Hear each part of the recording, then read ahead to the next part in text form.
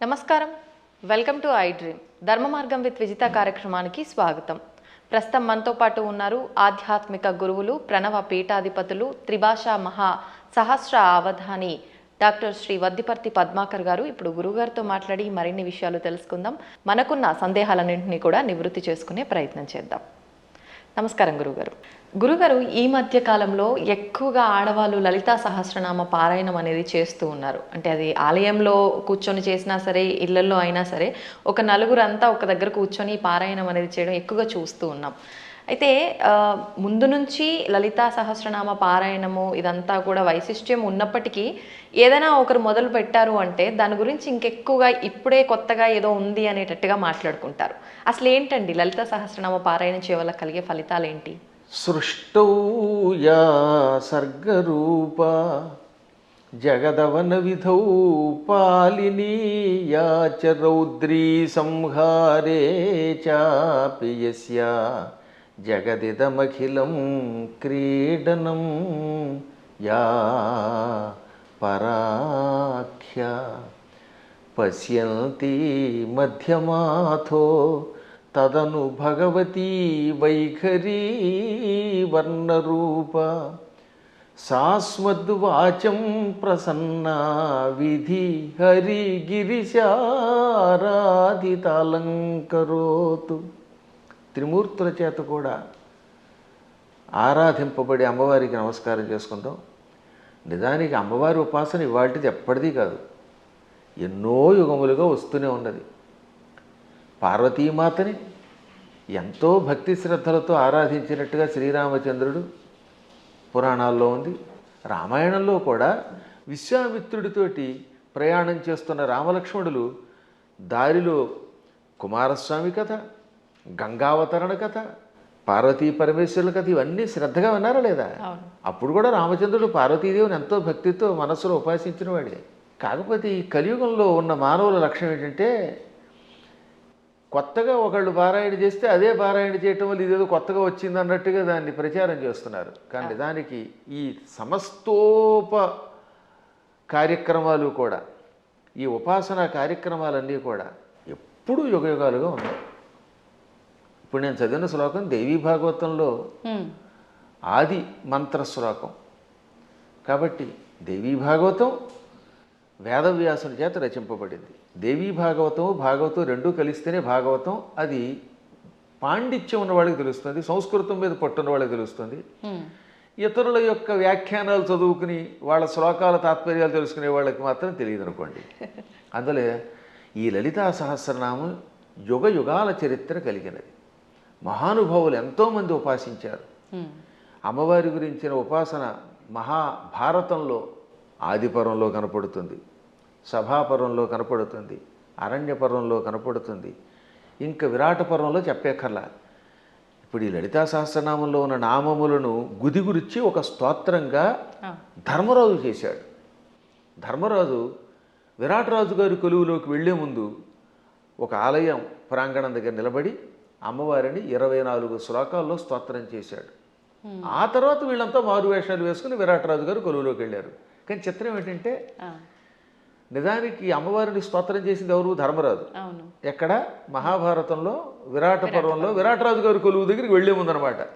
అంటే ధర్మరాజు గారేమో కంకుబెట్టి అనే పేరుతోటి, భీముడు వంటలవాడు వలలుడు వేషంలో, అర్జునుడు పేడి రూపంలో, బృహన్నల రూపంలో, నకుల సహదేవులు వరుసగా అశ్వనీ పాలకులు, అశ్వపాలకులను గోపాలకులుగా వెడుతున్నారు.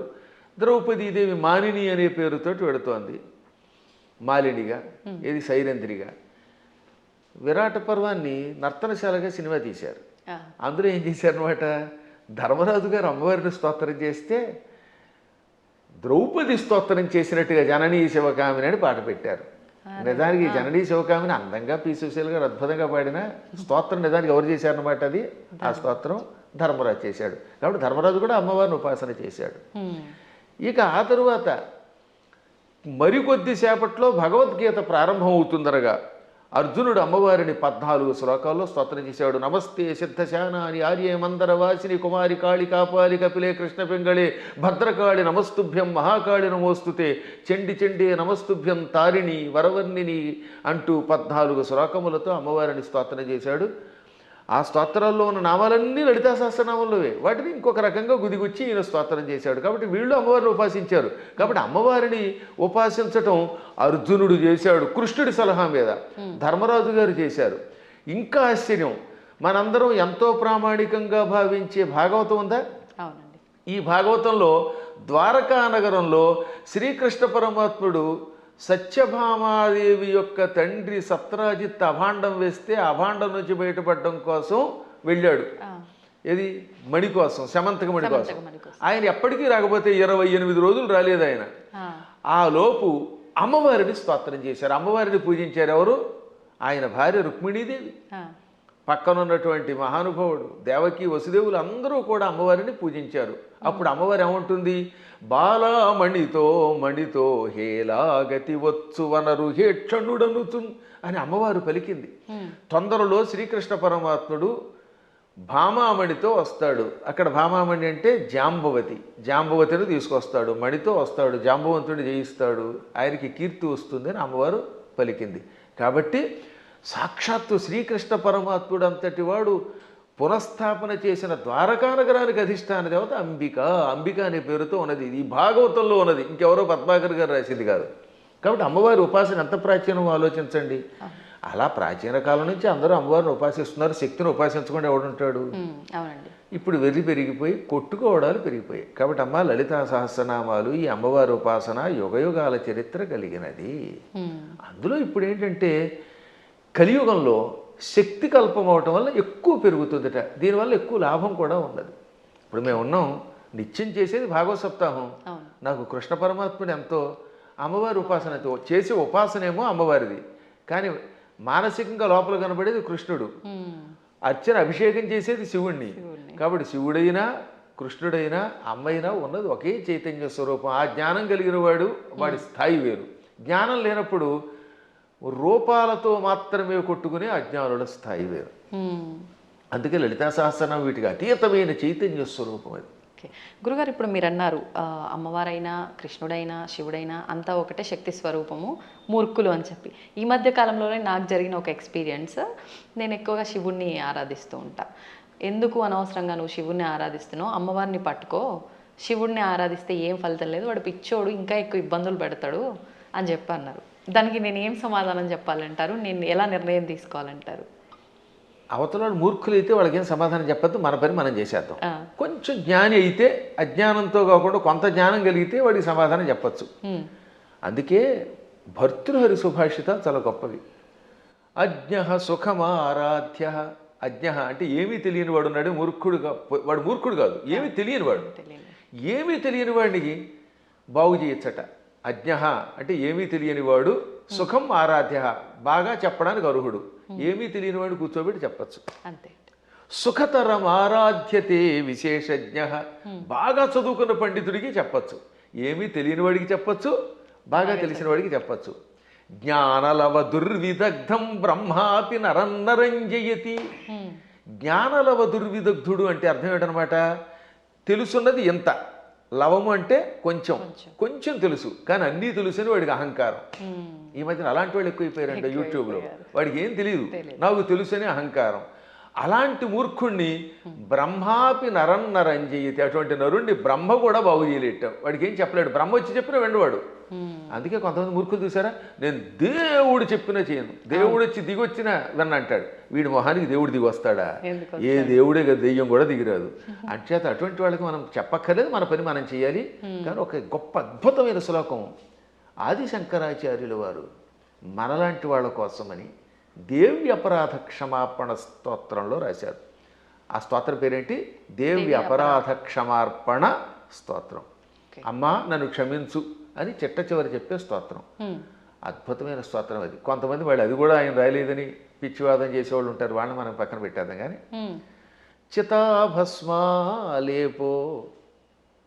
గరళమశనం దిక్పటధర జటాధారి కంఠే భుజగపతిహారీ పశుపతి కపాలీ భూతేశో భజతి జగదీశైక పదవీం భవాని త్వత్పాణిగ్రహణ పరిపాటీ ఫలమిదం.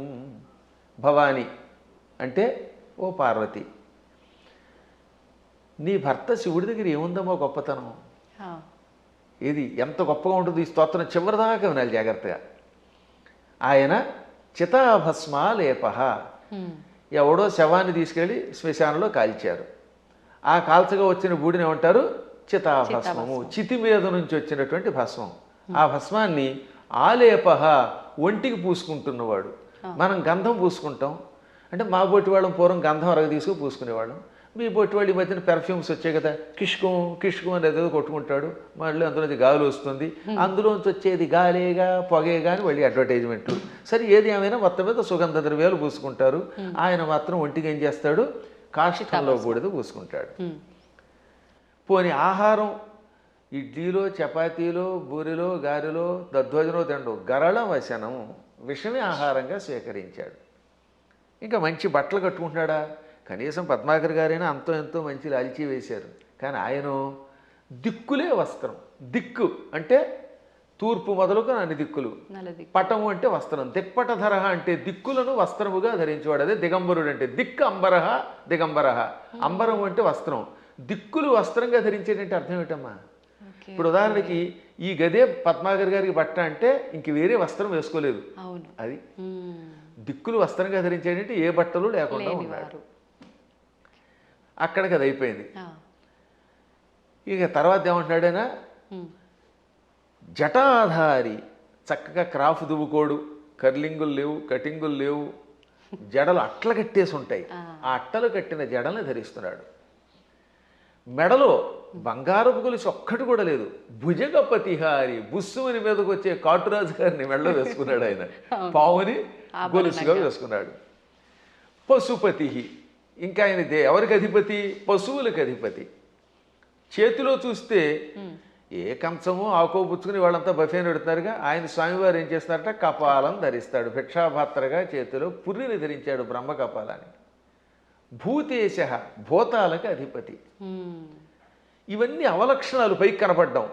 కానీ ఇన్ని అవలక్షణాలున్నా జగదీశైక పదవీం భజతి అంటే సమస్త లోకాలకి ఈశ్వరుడు అవుతున్నాడు. జగదీశ్వరుడు అనగా సమస్త లోకాలకి అధిపతి, చక్రవర్తి. అన్ని లోకాలని పరిపాలించడానికి కావలసిన అర్హతలు వచ్చేసాయి ఆయనకి. లోకాలన్నిటినీ పరిపాలిస్తున్నాడు. కారణం ఏమిటో తెలుసా? భవాని త్వత్పాణిగ్రహణ పరిపాటి ఫలమిదం. నీ పాణిగ్రహణం చేశాడు, నీ చెయ్యి అందుకున్నాడు అంటే నిన్ను పెళ్లి చేసుకున్నాడు. అమ్మ ఆయనలో అన్ని అవలక్షణాలే, అయినా లోకాలను పరిపాలిస్తున్నాడు. కారణం నిన్ను పెళ్లి చేసుకోవడం. ఇదంతా నీ అనుగ్రహం. అంటే ఇందాక ఒక ఆవిడ చెప్పిందనోగా, ఏమని? అమ్మవారిని పూజిస్తే లాభం ఆయన దగ్గరే ఉంది అని. ఈ పై శ్లోకం యొక్క తాత్పర్యం ఇలా కనపడుతుంది. అంటే ఇందాక మీరు అన్నట్టు మిడిమిడిగా తెలుసుకొని మాట్లాడే మాట. ఇప్పుడు ఈ శ్లోకంలో ఉన్న అంతరార్థం తెలిస్తే మనకు ఆశ్చర్యం కలుగుతుంది. సామాన్యుడి భాషలో చెప్పాలంటే వాడికి పిచ్చెక్కుతుంది.